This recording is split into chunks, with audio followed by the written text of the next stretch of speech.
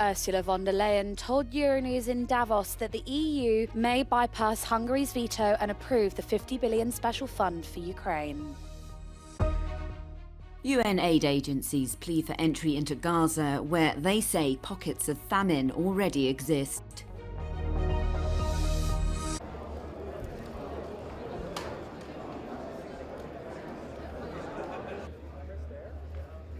This village of Davos is gradually waking up to the second official day of the 54th edition of the World Economic Forum's annual gathering. The big focus yesterday was on the future of war-torn Ukraine, with President Zelensky receiving a standing ovation for his words to the audience. He also had FaceTime with some CEOs from some of the most powerful and wealthiest banks from across the world and representatives from the tech world. In that meeting was also the President of the European Commission, Ursula von der Leyen, saying that she'd visited Kiev a number of times and she welcomed the efforts to tackle transparency and fix corruption in the country. In an interview with Euronews yesterday, she also said that on the 1st of February at a summit in Brussels, she hoped that the €50 billion package for Ukraine would be approved, and if not, that 26 EU countries without the Hungarian government would go ahead and approve that financial lifeline for Ukraine. Coming up today, Wednesday, on centre stage will be Antonio Guterres, the Secretary-General of the United Nations. European leaders like Pedro Sanchez of Spain and Emmanuel Macron of France will also be leading those talks. Maeve McMahon, Euronews, Davos.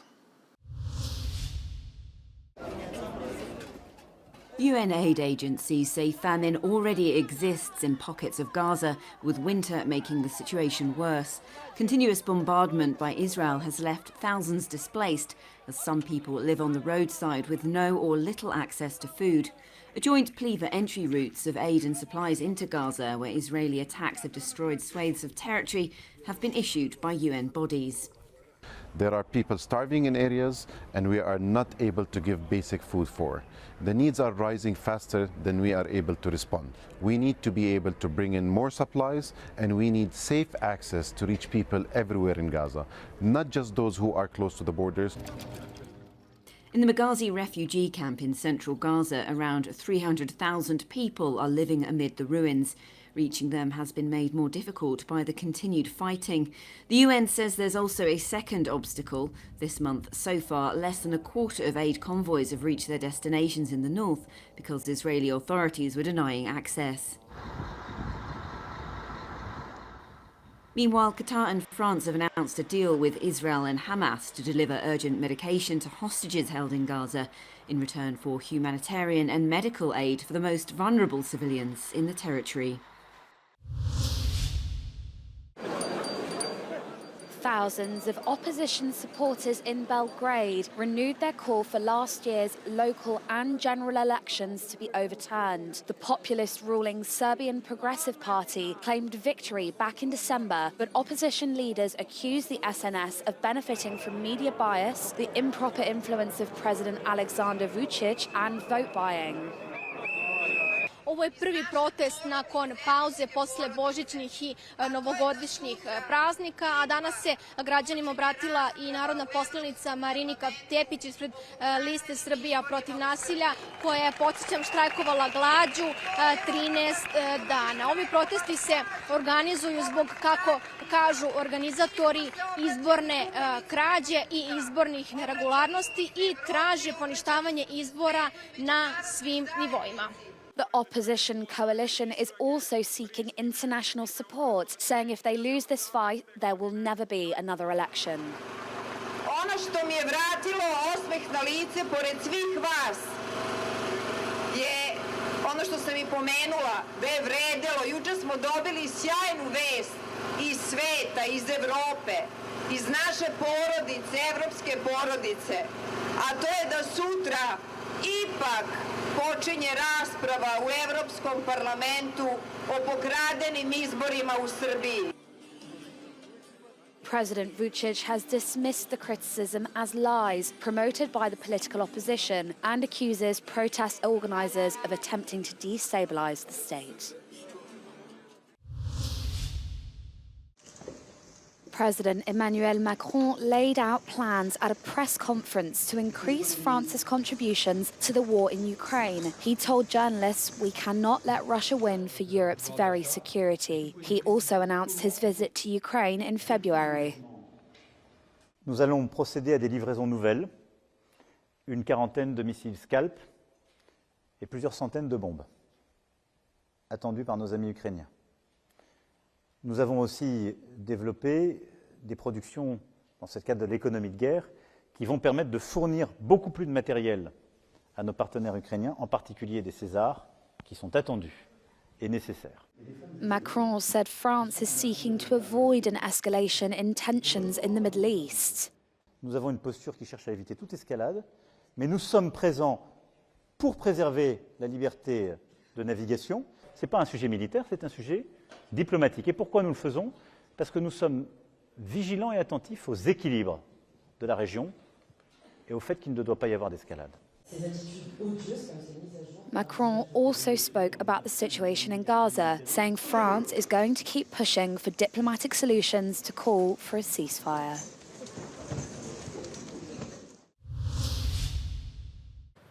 An investigation has found that public hospitals in France are in a severe state of dilapidation. The findings by the French TV company show that often the quality of care is declining, particularly in operating theatres. It's a far cry from the international reputation that France has enjoyed as a leading healthcare provider.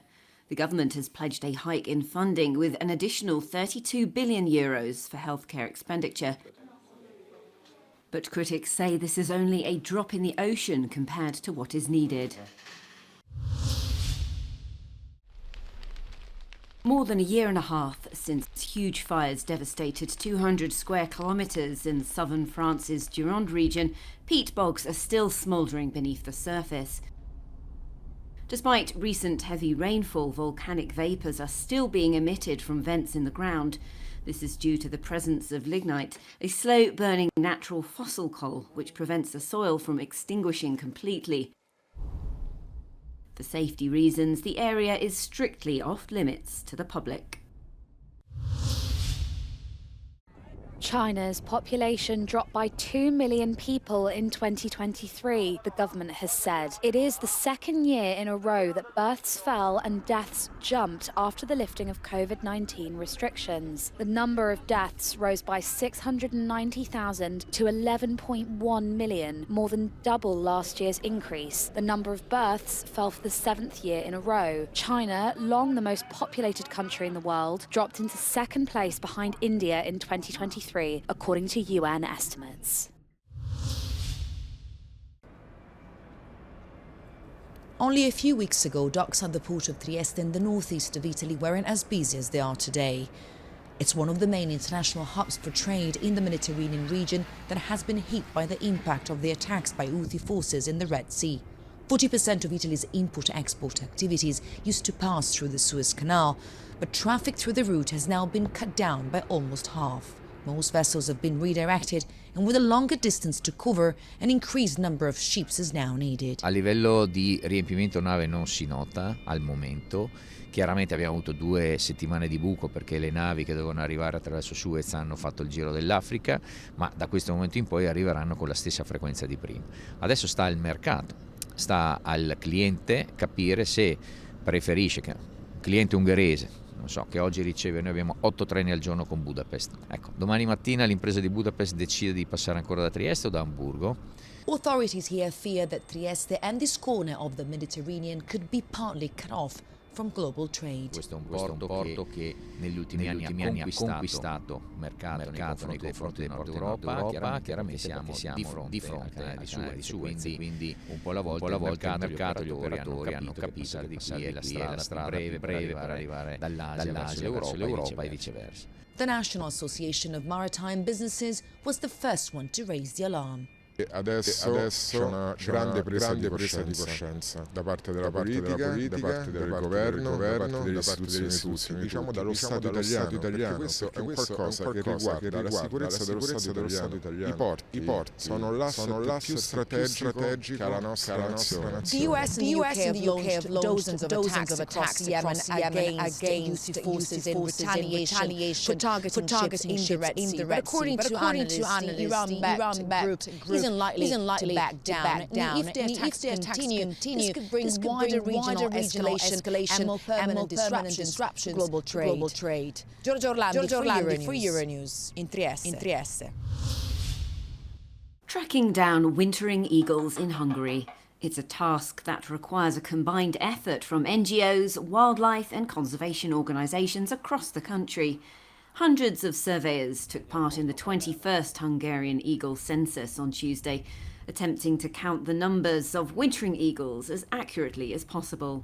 This year, the Saka falcon has been chosen as the census's Bird of the Year. 2,5x2,5 kilométeres UTM négyzetek, azokba történik alapvetően a felmérés, ebbe rögzít, és akkor bárhol az ember lepöttyinti, hogy éppen mit lát, azt ő a koordinát alapján rögzíti, be lehet hozzáírni adatot, hogy milyen faj. The society BirdLife Hungary has evolved into the largest environmental NGO in Central and Eastern Europe. Sasokból is azért érdekes ilyenkor télen számolni, mert az öreg költőpárok általában a területükön vannak, tehát őrzik a revírjüket, a fészek környékén akár, de a fiatalok kóborolnak. És nagyon sokszor jó táplálkozó helyeken sokan is összeverődhetnek, és ezeket a telelő állományokat szoktuk ilyenkor leszámolni. Several partner organisations and experts joined the event, including, for the 7th time, colleagues from neighbouring countries. The task comes under the scope of the EU's Pan and Eagle and Saka Life programmes. The goal of the census is to create the map of eagles wintering in the Carpathian Basin. A megfigyelési eredmények összesítése már zajlik, a sas leltár várhatóan februárra készül el. Kónya Rita, Euronews, Jásság.